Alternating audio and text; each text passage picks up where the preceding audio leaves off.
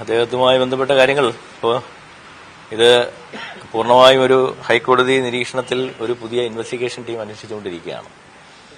അപ്പോൾ അതുമായി ബന്ധപ്പെട്ട് കൂടുതൽ അഭിപ്രായങ്ങൾ പറയുന്നതിന് പരിമിതിയുണ്ട്.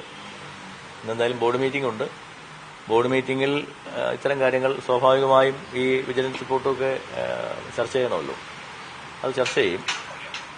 പിന്നെ അതിൽ റിട്ടയറായ ഉദ്യോഗസ്ഥരുമായി ബന്ധപ്പെട്ട് എഫ്ഐആറിൽ പേര് വന്നിട്ടുള്ള റിട്ടയർ ചെയ്ത ഉദ്യോഗസ്ഥരുമായി ബന്ധപ്പെട്ട് അതൊരു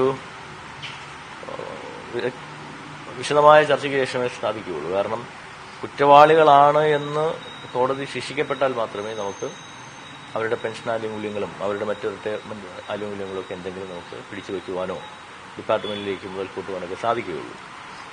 പിന്നെ മറ്റു കാര്യങ്ങളൊക്കെ നമുക്ക് കൃത്യമായി കാര്യങ്ങൾ ആലോചിക്കും.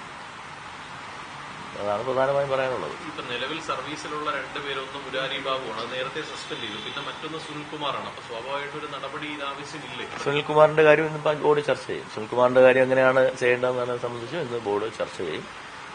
മറ്റെല്ലാ കാര്യങ്ങളും നമ്മൾ ബോർഡിൽ ഇന്ന് വിശദമായി ചർച്ച ചെയ്യും.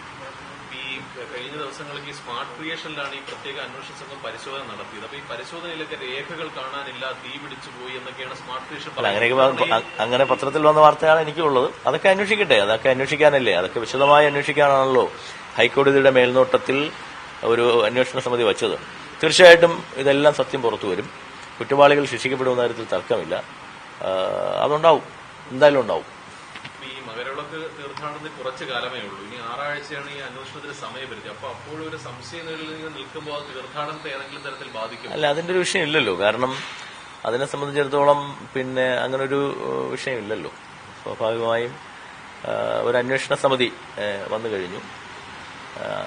കുറ്റവാളികളെ കണ്ടെത്തും. അതുമായി ബന്ധപ്പെട്ട യാതൊരുവിധ ആശങ്കയും ഇല്ല. ഞങ്ങൾക്ക് അതിനെ സംബന്ധിച്ച് കുഴപ്പമില്ല, എല്ലാം നന്നായി നടക്കും.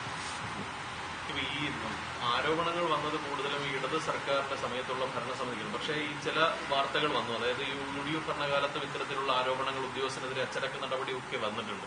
അപ്പൊ ഇതെല്ലാം സമഗ്രമായി അന്വേഷിക്കണമെന്നാണോ ദേവസ്വം ബോർഡിന്റെ അഭിപ്രായം? അല്ല, അതാണ് ഞാൻ പറയുന്നത്. ഇപ്പോ ഈ കാര്യങ്ങളൊക്കെ ചില നേതാക്കൾ പറയുന്നത് കേട്ടാൽ ഇതൊക്കെ ആദ്യമായി ദേവസ്വം ബോർഡിൽ സംഭവിക്കുന്ന കാര്യങ്ങൾ എന്ന മട്ടിലാണ്. എത്രയോ കാലങ്ങളായി ഇത്തരം കാര്യങ്ങൾ അവിടെ നടന്നുകൊണ്ടിരിക്കുന്നു. അത് ഈ 2019 വരെയല്ല, അതിന് മുകളിലോട്ട് പോകണം. ഏതാണ്ട് 99 മുതൽ ഇങ്ങോട്ട് വരണമെന്നാണ്. വിജയ് മല്യ സ്വർണം പൂശിയ കാലം മുതൽ ഇങ്ങോട്ടേക്ക് 2025 വരെ വരണമെന്നുള്ളതാണ് ഞങ്ങളുടെ ഡിമാൻഡ്. കാരണം 2000 മുതൽ ഇങ്ങോട്ട്, 2011 മുതൽ ഇങ്ങോട്ട് ഒക്കെ നമ്മൾ അന്വേഷിക്കപ്പെടണം. അവിടേക്ക് ആരായിരുന്നു ദേവസ്വം ബോർഡിന്റെ പ്രസിഡന്റുമാർ എന്നുള്ളത് നമ്മൾ നോക്കണ്ടേ? 2007 ആരായിരുന്നു പ്രസിഡന്റ്? 2011 ആരായിരുന്നു പ്രസിഡന്റ്? 2016 ആരായിരുന്നു പ്രസിഡന്റ്? ഇതൊക്കെ നമ്മൾ നോക്കണ്ടേ?